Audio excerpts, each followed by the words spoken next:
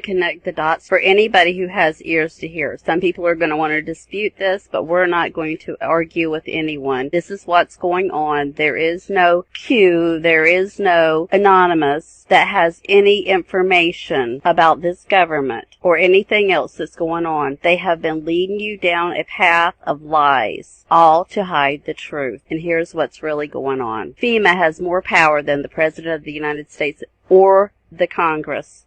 It has the power to suspend laws, move entire populations, arrest and detain citizens without a warrant, and hold them without trial. It can seize property, food supplies, transportation systems, and can suspend the Constitution. When a state of emergency is declared, Executive Order 11921 allows the Federal Emergency Preparedness Agency to develop plans to establish control over the mechanisms of production and distribution of energy sources, wages, salaries, credit, and the flow of money in the U.S. financial institution in any undefined national emergency. It also provides that when a state of emergency is declared by the President, Congress cannot review this action for 6 months.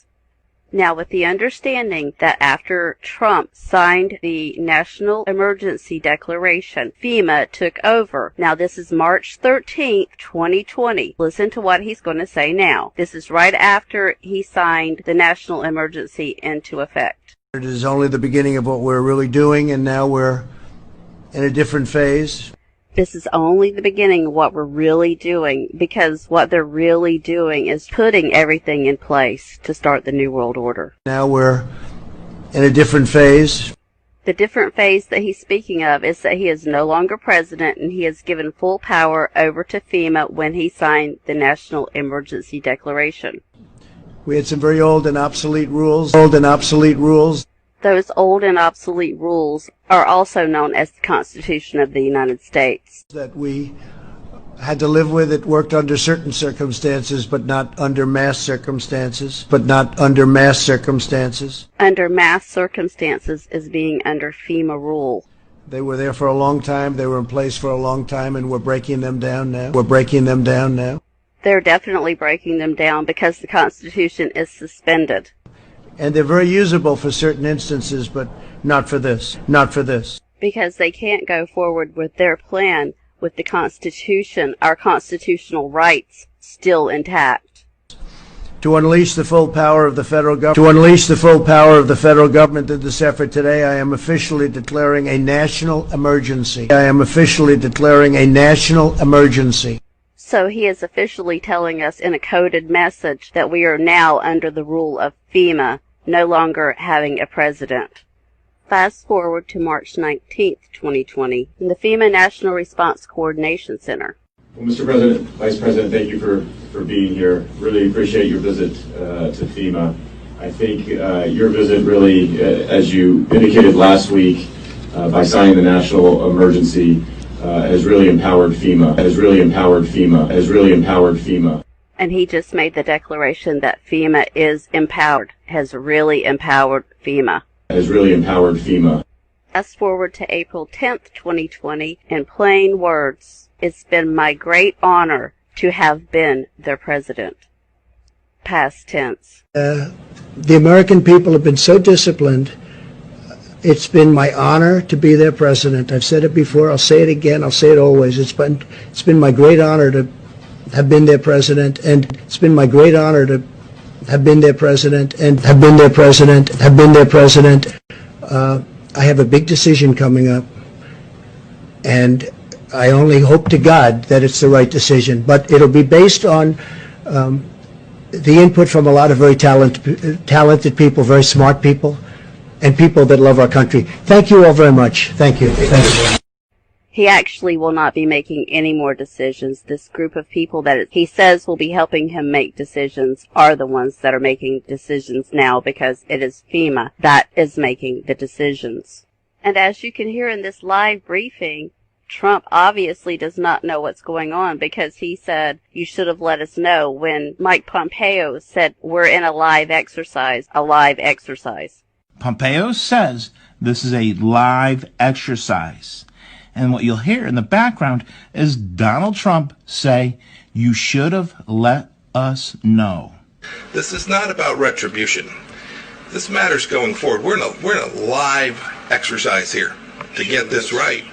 We need to make sure that we're in a live exercise here to get this right. We're in a live exercise here to get this right. We're in a live exercise here to get this right. Does he sound like a man that's in control of anything anymore? He just looks like he has just lost his best friend in all of these videos that we're seeing now ever since he signed the National Emergency Declaration. I'm sure most of us thought that FEMA was created to help people in disasters. But here's the truth about FEMA. FEMA was created in a series of executive orders. A presidential executive order, whether constitutional or not, becomes law simply by its publication in the Federal Registry. Congress is bypassed. Executive Order 12148 created the Federal Emergency Management Agency that is to interface with the Department of Defense for civil defense planning and funding. An emergency czar was appointed. Executive Order 12656 appointed the National Security Council as the principal body that should consider emergency powers. This allows the government to increase domestic intelligence and surveillance of U.S. citizens and would restrict the freedom of movement within the United States and grant the government the right to isolate large groups of civilians. That's where we're at right now, people. We are all being told what to do, where we can and can't go. The National Guard could be federalized to seal all borders and take control of U.S. airspace and all ports of entry. Executive Order 10990 allows the government to take over all modes of transportation and control of highways and seaports. Executive Order 10995 allows the government to seize and control the communications media. Executive Order 10997 allows the government to take over all electrical power, gas, petroleum, fuels, and minerals. Executive Order 10998 allows the government to take over all food resources and farms. Executive Order 11000 allows the government to mobilize civilians into work brigades under government supervision. Executive Order 11001 allows the government to take over all health, education, and welfare functions. Executive Order 11002 designates the Postmaster General to operate a national registration of all persons. That's where your census comes in.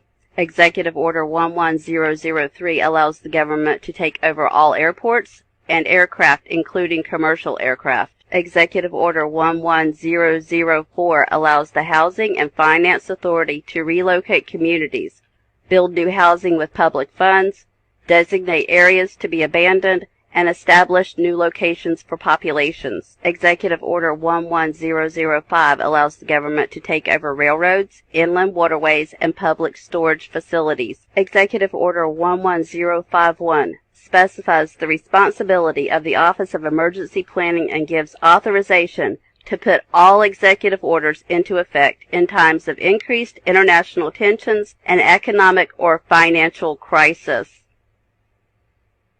Executive Order 11310 grants authority to the Department of Justice to enforce the plans set out in executive orders to institute